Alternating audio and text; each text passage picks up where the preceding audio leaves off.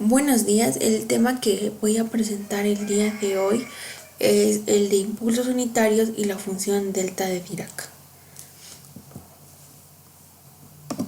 Ok, una breve introducción sobre esto es, o más bien dicho, el motivo del cual se da esta función es porque, por ejemplo, algunos sistemas mecánicos que se usan en ingeniería están sometidos a una fuerza externa o dependiendo del caso, si son circuitos eléctricos, a una tensión eléctrica de una fuerza de una gran magnitud, que también esa gran fuerza está actuada durante un tiempo muy corto, muy pequeño.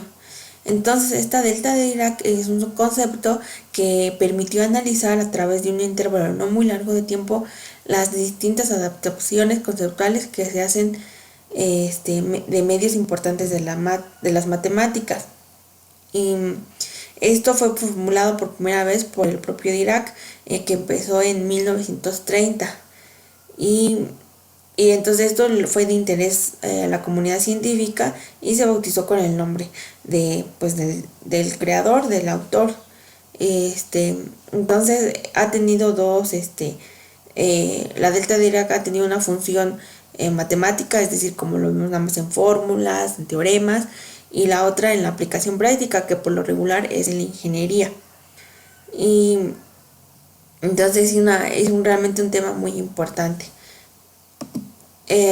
Vamos a definirlo y pues la definición es: para cualquier número positivo epsilon, consideremos el pulso delta sub epsilon definido por delta sub epsilon en función de t igual a 1 sobre epsilon y la función h de t menos la función h de t menos epsilon.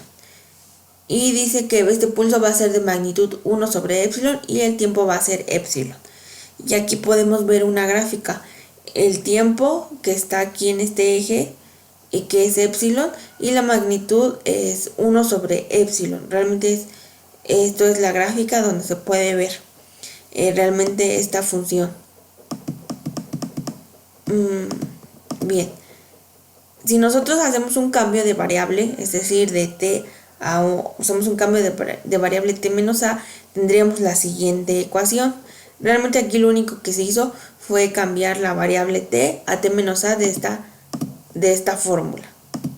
Y por otro lado, como queremos ver la aplicación de las transformadas de Laplace, entonces aplicamos usamos el hecho de que la transformada de Laplace de la función ht menos a s es igual a esto. Esto anteriormente ya se había calculado, ya se había visto. Y ahora usando este hecho vamos a calcular la transformada de Laplace de la función delta sub epsilon de t menos a.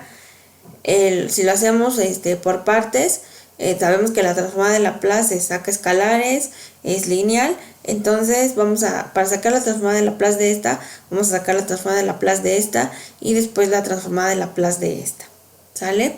Entonces ya tenemos la de esta parte, que es la que ya se tenía anteriormente.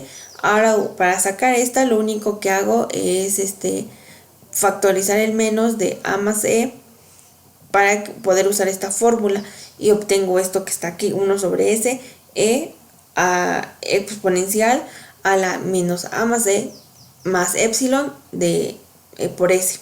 Entonces ya tengo estas dos, y como también recuerdo que saqué escalares, pues saco este escalar de acá, que es 1 sobre epsilon, y tengo lo siguiente: 1 sobre epsilon por 1 sobre s exponencial de menos a s menos 1 sobre s exponencial de menos a más e por s.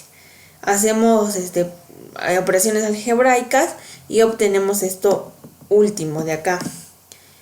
Esto realmente pues nos da la transformada de Laplace de la función delta de Dirac.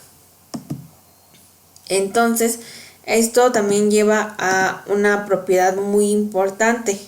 Es el teorema de la propiedad de filtrado, que como conclusión tiene una propiedad muy importante que se usa en las transformadas de Laplace, que es lo de convolución. Es una propiedad muy importante cuando, por ejemplo, tenemos como funciones producto.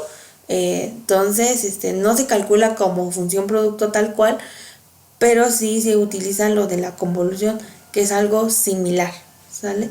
Entonces, en el teorema de la propiedad filtrado nos dice, sea a mayor que 0 y f integrable en el intervalo 0 a infinito y continuo en a, entonces queremos demostrar que el integral de 0 a infinito de f de t por delta t menos a de t es igual a f de a. Entonces vamos a calcular la siguiente integral. Ponemos la delta de Dirac en sub epsilon, y como ya teníamos anteriormente quién era eso, que es la función h menos la otra función h evaluada en t menos a menos epsilon. Entonces sustituimos todo esto y pues tenemos esta segunda igualdad. Ahora cambiamos los límites de integración. En vez de 0 va a ser a, y en vez de infinito va a ser a más epsilon. ¿Qué pasa cuando hacemos eso? Dado que si nosotros evaluamos en a, esta función automáticamente pues se hace una constante, y que evaluamos aquí en a más c, igual aquí tenemos que esta función en t a más c pues igual va a haber un h de 0. Entonces y es una resta, entonces sí, como que se hace 1, todo eso se hace 1, y entonces solo nos quedaría f de t, y sacamos el escalar acá y obtenemos esto último, cambiando pues los límites de integración. Ahora, usando esto, sabemos por el valor medio que va a existir algún t sub epsilon que va a estar entre los límites de integración a y más a más epsilon, tal que se va a cumplir lo siguiente, que va a ser la integral de a evaluada en a hasta a más epsilon de f de t va a ser igual a epsilon por la función evaluada en el t sub epsilon. Esto es por el teorema del valor medio para las integrales. Teniendo esto, entonces tendríamos que la integral, regresamos a esta igualdad de acá, va a ser igual a esto último que hallamos, y ya tenemos esto. Se elimina el epsilon porque pues aquí teníamos un 1 sobre epsilon, entonces ya con el epsilon de acá pues se hacen 1 y ya tenemos nada más esto de acá. Ahora, si nosotros queremos calcular el límite de cuando epsilon tiende a un 0 positivo, tendríamos calculamos el límite para esta integral, y entonces pues hacemos las operaciones. F de t, por decirlo así, no le afecta porque pues no tiene no está bajo la función, o no aparece sobre epsilon. Entonces realmente se le calcula el límite a este de acá, y tendríamos que este límite no obtenemos lo mismo de acá. O sea, este último de acá es el límite, porque epsilon tiende a 0, a más epsilon tendría que tender a a, y por lo tanto t sub epsilon también tiende a a. Entonces tendríamos que el límite de epsilon cuando tiende a 0 de la función f cuando t tiene t sub epsilon sería f de a. Esto también por la continuidad que se tiene en las hipótesis del teorema. Ahora, si aplicamos dicha propiedad de filtrado para esto, por decirlo así, con esto acabamos la demostración, y tenemos prácticamente este teorema.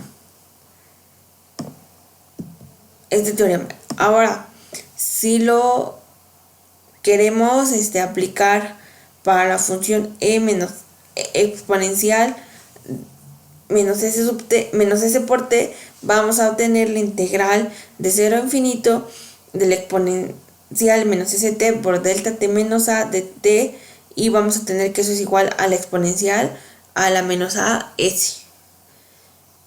Y que esto, si nosotros recordamos cuando ya vimos las fórmulas de transformada de Laplace, es la transformada de Laplace de la función delta.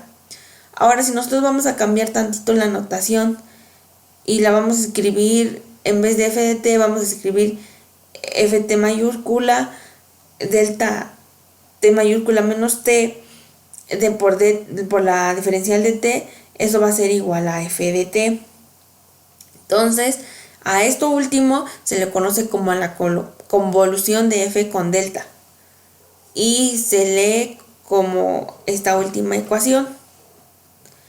Por lo tanto, como les mencionaba al principio, esta función delta actúa como una identidad para el producto definido por la convolución de dos funciones. Esto último nos ayuda a comprobar o a demostrar también esta propiedad de las transformadas de Laplace, y también nos ayuda cuando llegamos a calcular transformadas de Laplace y se ve como el producto de dos funciones. Entonces en sí se usa esta propiedad de la convolución y es una aplicación de la función delta de Dirac. Gracias.